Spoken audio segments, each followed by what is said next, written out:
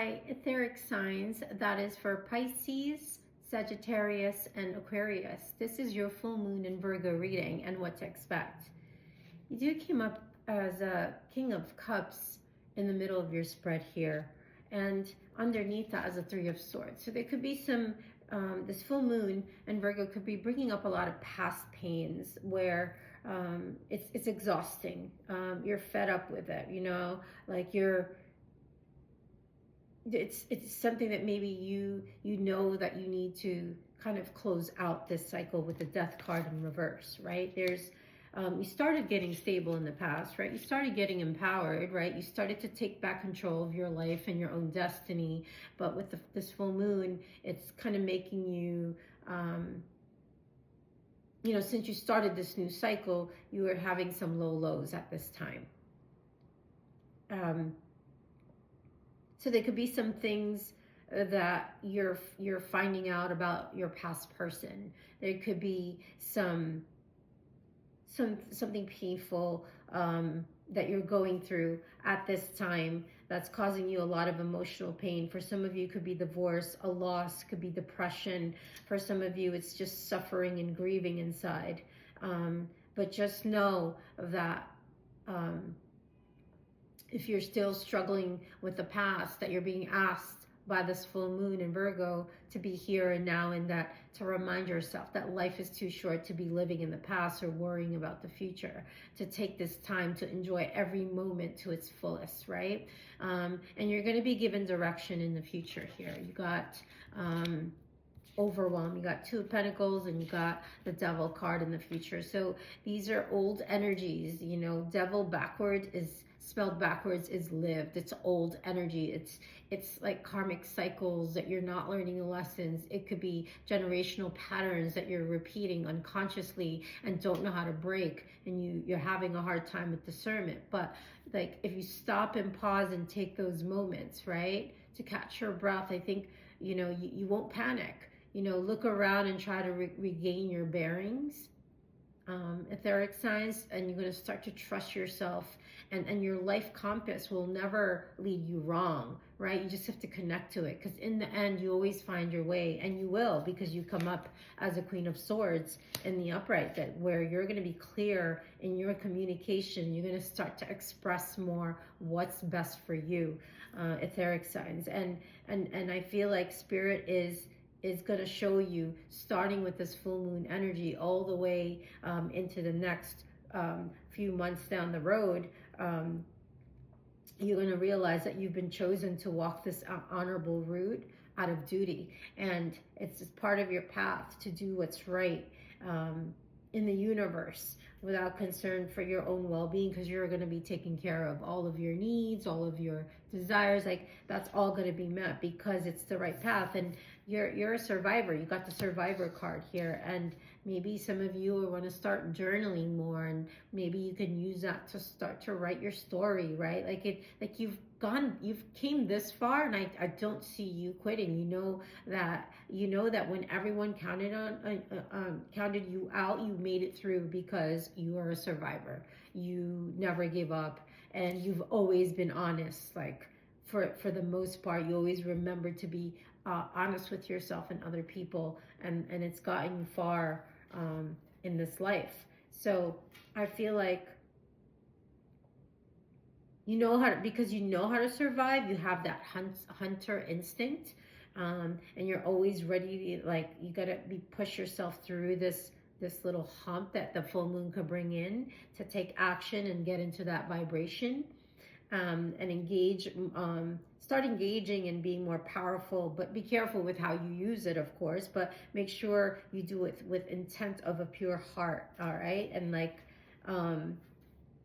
keep your eye on the prize, right? That's what I get from that card right there. And focus, clear focus, and ask your spirit guides and tune into your inner compass. Let's see why the Two of Pentacles is here, because the next 2 months you could be a little bit overwhelmed. It could affect your finances and your stability. You're trying to get it together. Yeah, so you got Nine of Wands to clarify that in another deck. So that's your staying power. That has to do with not going back into victim mentality and trusting in the unknown and the uncertain, that you're going to get through this. It's temporary. Like, you know, as you continue to heal these wounds, these generational patterns, and the way your faith is going to be restored, you're going to be able to make the changes that you need and put an end to this old cycle, because there's light at the end of the tunnel here. That's what I'm being told to tell you. Like, forgive those who have hurt you, and forget and release the grudges and let go of the past, because you're carrying that baggage and you've already started a new cycle. I see that you're embracing the new. You're starting to have more solo experiences, but somehow you start limiting yourself, whether that's overthinking, whether that's addictions, whether that's you feeling some type of bondage to something. Let me clarify that card for you. Yeah, it's just about like really, you know, accepting the betrayal and the defeat, and like it's not even worth, you know, like fighting that battle or even going back to think about it, right? So I think like there's going to be clarity as the full moon energy is going to start to bring it, but it's going to take a couple of months for you to start to figure out and put these pieces together and get honest with yourself and how you're going to move forward, because you still see you. How are you coping with your anxiety? If you need some help with this, because some of you, I see that you revert to some things. For some of you, you could be on pills, sleeping pills, synthetic drugs. You could be on drugs. You could be over obsessing. You could be over analyzing. You could be engaging in unhealthy sexual partnerships. Like however you're coping, it's causing you sleepless nights. It's tormenting you, and it's causing you to ruminate excessively. It's not working for you. And I feel like for some of you who have a pet, it's like in front of your face, your spirit animal guide in front of you, reminding you that you're worthy of love, and that's why you have that companion there, you know, by your side. So what are you going to give up, and what did you give up, and was it worth it, right? Like these things are going to come up, and that's going to push you to kind of take time out and take a moment to take in that sun on your face, and maybe wiggle your toes in the grass and ground the energy and get back to into your body, right? Because this feels heavy. This feels really heavy, and you're going to do it, because when you're more grounded, stability comes, you know, in your finances, in your emotions. There's abundance, there's support, there's success, and it's just one step at a time in a practical, methodical way, like being kind to yourself and feeling secure again. It's going to help you feel like you're in control, and being more conscientious about the choices and setting intentions, and being steady with your morals and how you resolve things, and be steady. Be steady in yourself. Be consistent, and step into the energy of integrity. You know, integrity is important, because, you know, all of this shaped who you are becoming and who you've become. So you've overcome adversity, and you're blooming exactly where you are. You're exactly where you need to be.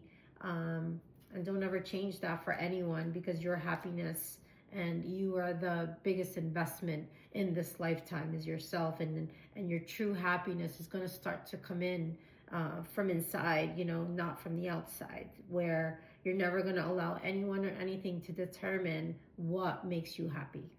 Let's pull you an astrology advice card.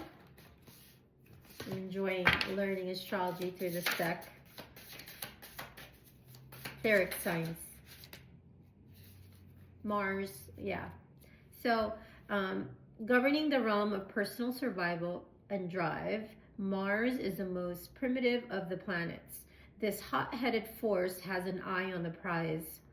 That matches the hunting card that I just showed you guys, right?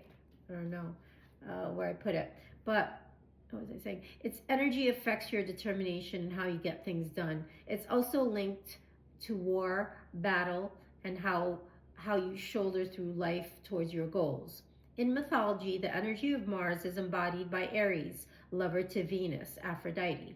Aries is, I can't even make that out.